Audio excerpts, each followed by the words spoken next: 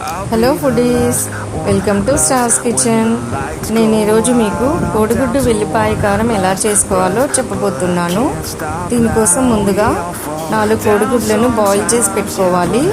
తర్వాత ధనియా పౌడర్, కారం, సాల్ట్, పచ్చిమిర్చి, వెల్లుల్లిపాయలు, కొత్తిమీర ఇలా అన్నీ ముందుగా రెడీ చేసి పెట్టుకోవాలండి. తర్వాత ఒక చిన్న రోల్ తీసుకొని దాంట్లో వెల్లుల్లిని ఇలా కచ్చా పచ్చాగా దంచుకోవాలండి. తర్వాత దాంట్లో 1 స్పూన్ జీలకర్ర వేసి దాన్ని కూడా వేసి కచ్చా పచ్చాగా ఇలా దంచుకోవాలండి. తర్వాత 4 స్పూన్స్ కారం వేసి దాన్ని కూడా ఫైన్ పేస్ట్ లాగా ఇలా దంచుకోవాలండి. తర్వాత దాంట్లోకి 1 స్పూన్ సాల్ట్ కూడా యాడ్ చేసి మొత్తం అంతా ఫైన్ పేస్ట్ లాగా నీట్గా ఇలా దంచుకోవాలండి.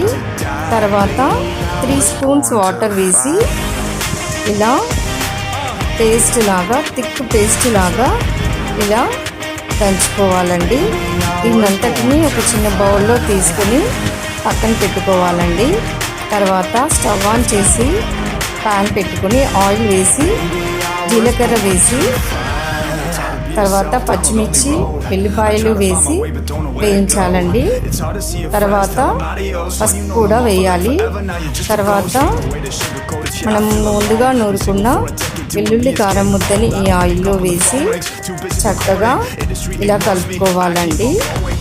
ఒక 2 మినిట్స్ ఇలా ఉంచాక ఆయిల్ పైకి తేలాక తర్వాత దీంట్లోకి 1 గ్లాస్ వాటర్ యాడ్ చేయాలండి.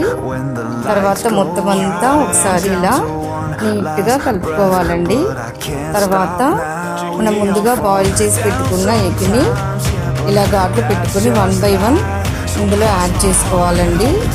తర్వాత మొత్తం అంతా ఒకసారి ఇలా నీట్గా కలుపుకోవాలండి.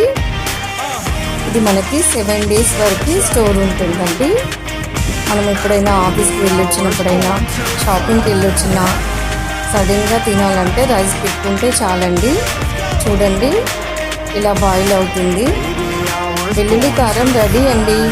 Thank you for watching.